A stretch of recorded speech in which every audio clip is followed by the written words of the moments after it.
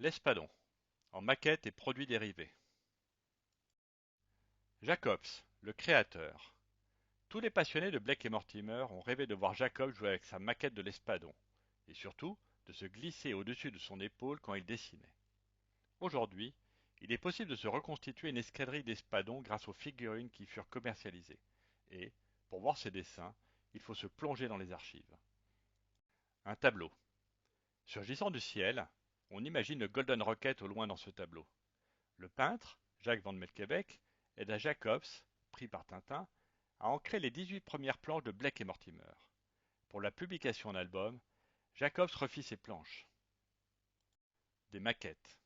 En 1985, dans un coffret sérigraphié, les Archives internationales produisirent un espadon de 45 cm à 100 exemplaires, qui était accompagné d'un plan et surtout de sa sérigraphie signée par Jacobs. 30 ans plus tard, les ateliers du Triangle firent une découpe en acier à 99 exemplaires.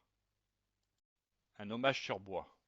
En 2022, dans la région d'Angers, le sculpteur Tom Wood 49 réalisa ses deux tableaux en découpe de bois. Uniques, car les nervures du bois sont toutes différentes, ils donnent du relief à l'espadon. Comme d'habitude, Blake et Mortimer forment un duo inséparable.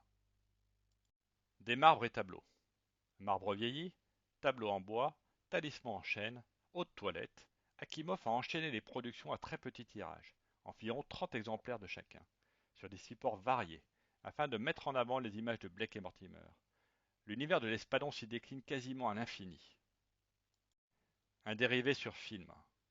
Il fut un temps où la bande dessinée se projetait case à case. Dans les années 60, les beaux films réalisèrent de nombreuses adaptations dont l'Espadon.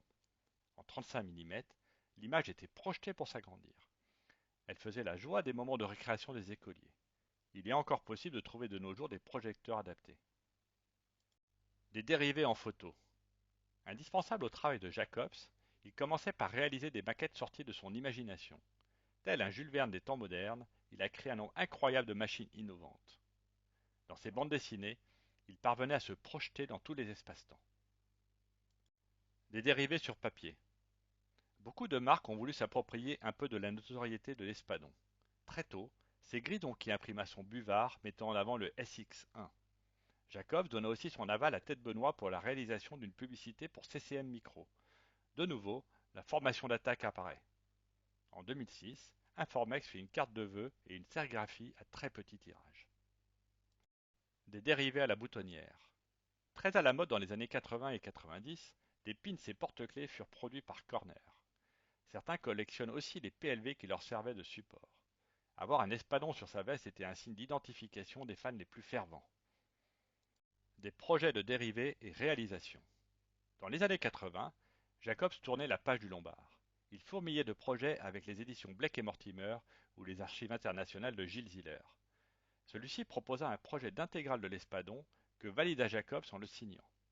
Finalement, la première production des éditions Blake et Mortimer fut ce portfolio en cuir et signé par Jacobs. Le portfolio de l'Espadon. Après quelques portfolios limités, c'est en 1986 que les éditions Blake et Mortimer produisirent leur premier album objet avec cette intégrale du secret d'Espadon. À très faible tirage, il est signé 3 fois par Jacobs. Il en existe deux versions, toilet rouge et toilet bleu.